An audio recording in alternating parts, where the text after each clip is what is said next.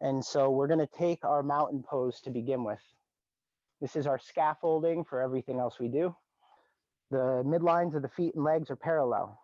From there, we feel that glute connection. We feel that intrinsic core connection. We're drawing the ribs in toward the spine. We're breathing 360. We're drawing the shoulders down the back. Same integrity and intention in the arms as the feet.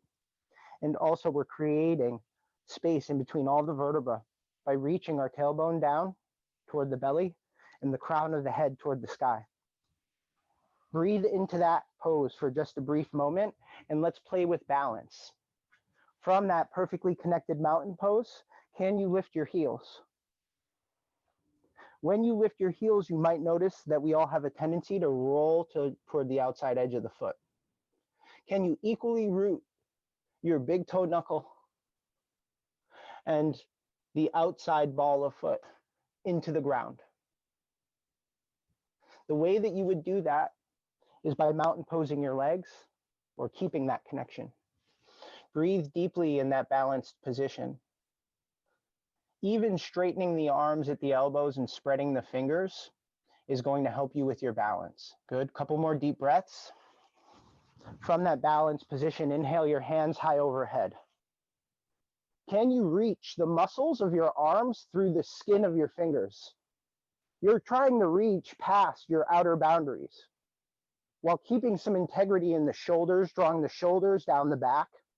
Exhale, lower the heels, allow the arms to start to fall down toward the sides, but reach out and down. And we're moving into hinge position. Hinge is a beautiful preparation for our front bend. If you want to play with that challenge, we have 3 more breaths here. Inhale to lift your heels off the mat in your hinge position. Keep the midlines of the legs parallel, core connection, deep breath, shoulders down the back, mountain pose arms and fingers. Inhale, exhale, lower the heels, and let's just allow ourselves to fall forward. You can place your hands on your shins. You can place your hands on the mat. We're going to tuck the chin, lengthen the spine here.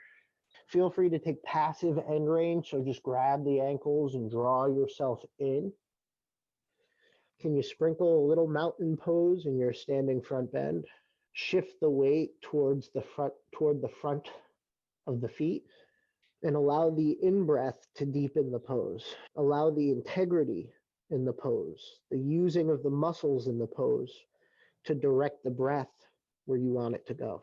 Place your hands astride your feet. Even if you need to bend your knees a little bit, that's great. Index fingers parallel to one another. External rotation in the arms as I'm doing right here, just demonstrating. Shoulders down the back. Keep mountain pose arms as you take one big bold step back with one foot. Another big bold step back with the other foot. Can we find mountain pose feet and legs here? Can we find connection of the intrinsic core muscles here? Can we draw the ribs up into the spine here? Shoulders down the back. Arms are straight. Elbow pits are forward.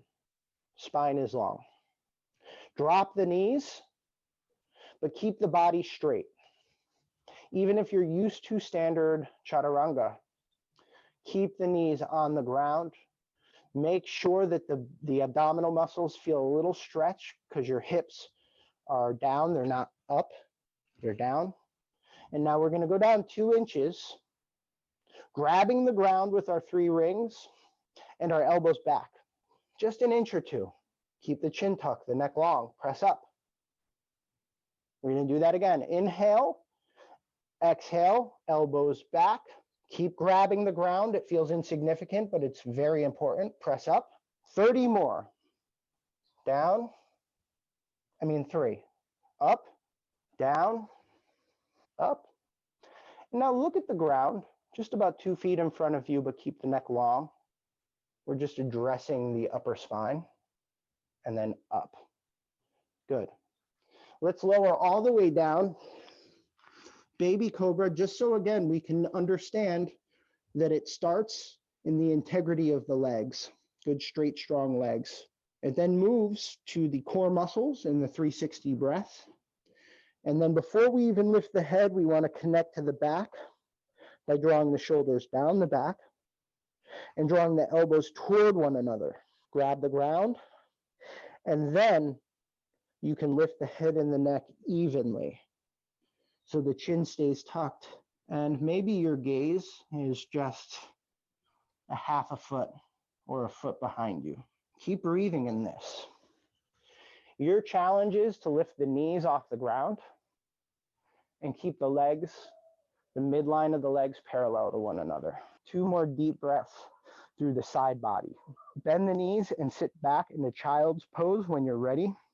We're going to prepare for our downward facing dog. Again, downward facing dog is just a hinge. It's just confusing because you're oriented differently than standing hinge. Spread the fingers wide from your child's pose. Arms are straight, shoulders are down the back. Connect the feet to the floor.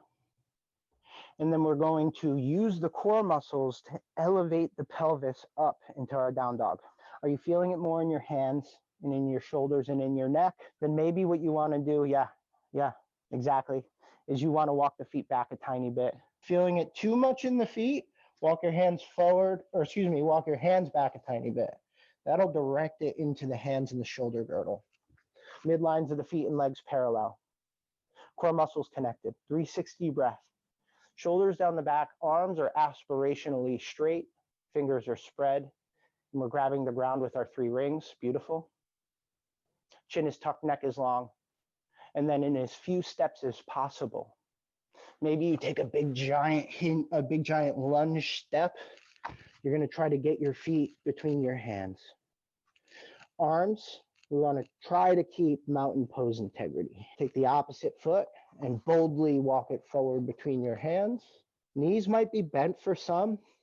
Maybe legs are straight for others. Relax the head and shoulders. This is passive. Shift the weight to the fronts of your feet. And then we're going to bring our hands behind our ankles and draw yourself into a standing front bend. Are your shoulders in your ears? Draw the shoulders toward the hips here. Inhale, we're going to slowly lengthen the spine. We're going to start to bring the arms in alignment with the length of the spine.